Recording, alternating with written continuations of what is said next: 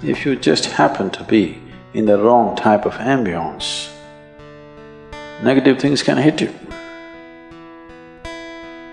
To always end up in the right place in your life, it's a certain talent, don't think it's luck.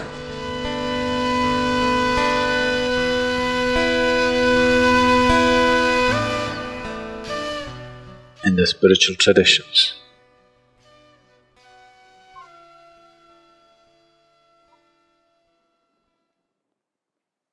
in any spiritual tradition, always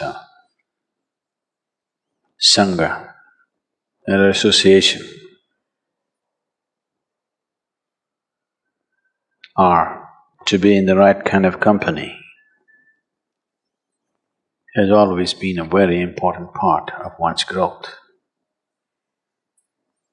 Because rarely are there human beings,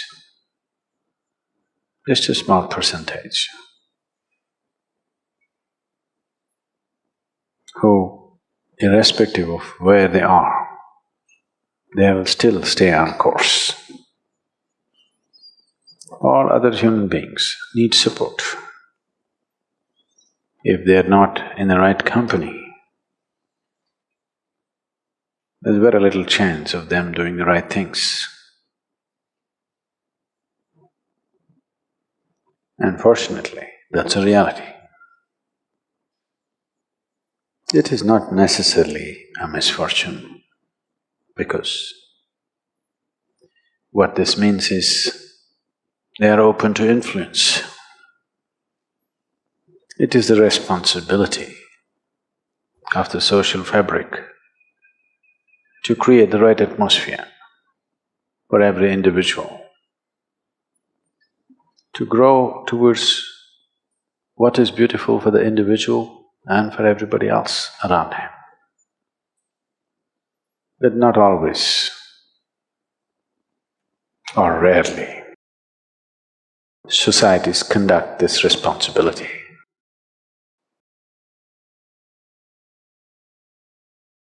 In the right sense, because societies are not led. Societies are allowed to go through a metamorphosis depending upon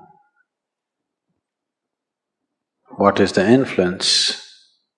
In that direction it grows.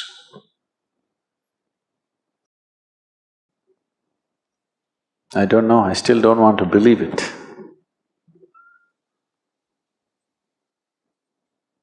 They're telling me over 80% of the content on the internet is pornography. I still don't want to believe that it is possible. But people who are in the know are telling me, Sadhguru, that's how it is.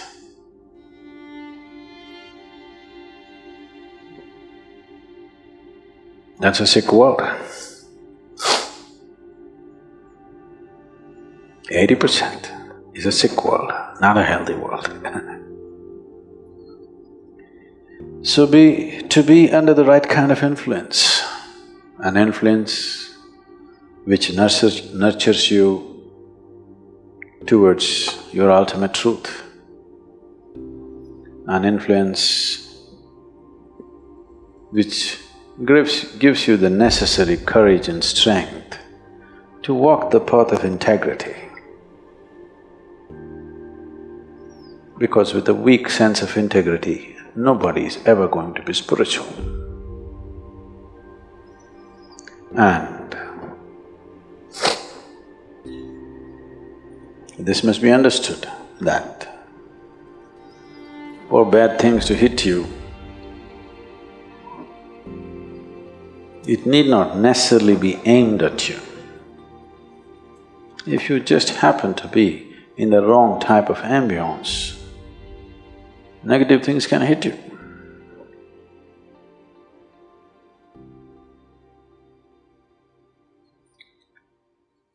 That reminds me, two terrorists were preparing envelope bombs, postal bombs. After having done quite a few, one asked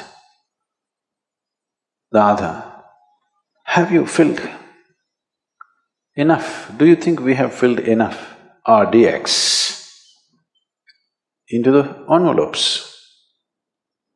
The other said, why don't you open it and see? He said, oh, it will explode if I open it. I said, you fool, it's not even addressed to you. It need not be addressed to you. You open the wrong can, it'll blow up in your face. This is so in the world, this is so within you. There are lots of bins in your head. You open up the wrong bin, worms will crawl out. You open up another bin, fragrance will come out of it. Have you noticed yourself? Have you yourself noticed within you? If you open certain part of your mind, filth will come out. If you open another part of your mind, fragrance will come out. Have you not noticed? To be conscious enough, to be in the right company so that filth will not be tolerated, so that you open up the fragrance within you, not the filth, is an important part of one's growth. Because you don't have to go looking for a gutter for filth. There is enough in your head, isn't it? It is just that. There is enough garbage in every place. There's enough garbage in the ashram also, so many people living. I'm sure there's enough filth. But we sit here with nice breeze and fragrance. We don't go sit there where there is filth. The same goes within you. Within the geography of your body, there is filth and fragrance. Which one do you open up for yourself and everybody around you? That's a big question. That takes a certain level of awareness and a certain company. This is why satsang, to be in the company of truth, very important. If you go around the ashram, the geography of the ashram, there must be at least 8 or 10 very filthy tanks. These are called septic tanks, full of septic. If you every day go sit there, of course you'll come to the conclusion, Isha Yoga Center is the filthiest place on the planet. If you fall into it, Isha Yoga is the most horrible experience in your life.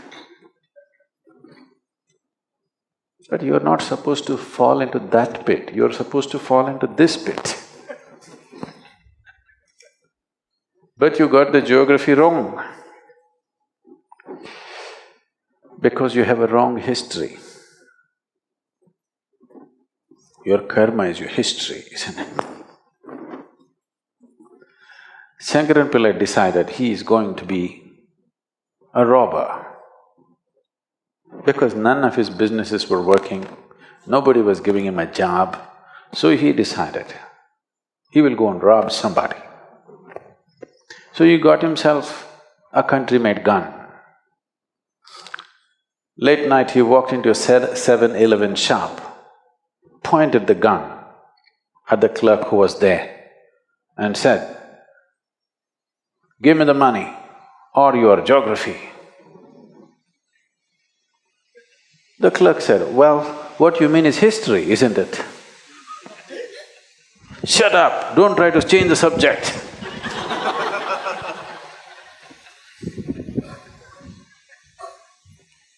No, we are not talking about different subjects. There's only one subject, that's you. But you can either fall in this pit or that pit. That will be your experience of life. So to fall into the right place, it is a certain talent. You have to grow into it, you have to mature into it. You always know how to be in the right place. In a way, satsang means just that, communion with truth, or you're building a relationship with truth. If you're in the company of truth, your interiority is pleasant.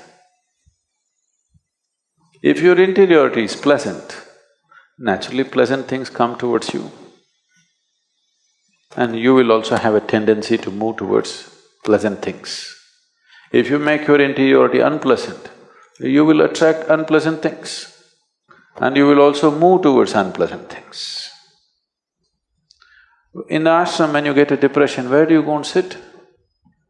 But don't swim in the septic tank because you're in a bad mood. But usually this is the tendency. When you're in a bad mood, you will seek 5 other people who are in a bad mood. No, when you're in a bad mood, you must seek 5 people who are in a good mood, isn't it? No, but that's not the way. When you're in a black mood, you will seek 5 other people who are in the same mood, isn't it? That's just like going to the septic tank for a swim because you're depressed. The wrong way to handle life, that's all. I'm not saying you should not do it. Just not in your favor, that's all. It is just that you have become so self-sufficient, you don't need any enemies anymore in your life. That's a lot of self-sufficiency. So, spiritual process is another thing. To keep physiological cleanliness and psychological cleanliness is the first thing. Otherwise, spirituality will be a battle. It will not be, fragrance of a jasmine upon the spring breeze, no. It will be an uphill task, a battle, all the time a battle. A lot of people experience their life, particularly their spiritual life, as a battle because they do not maintain some fundamental discipline about the geography of their body and the geography of their psychological space. If these 2 things are not managed, everything will be a battle. Now, you happen to claim that you're spiritual, so that will also be a battle. That's the only way life can be. So, satsang means to make friends with truth. Truth is your friend, not falsehood. You start at whichever level of truth you know. You don't have to start at the ultimate truth, you cannot. However you understand truth, you start with that. You understand truth as, let's say, speaking truth, please start with that. You understand truth as being gentle to everything around you, start with that, it doesn't matter where you start. Whichever way you understand truth, you start from that and see how to take a step every day.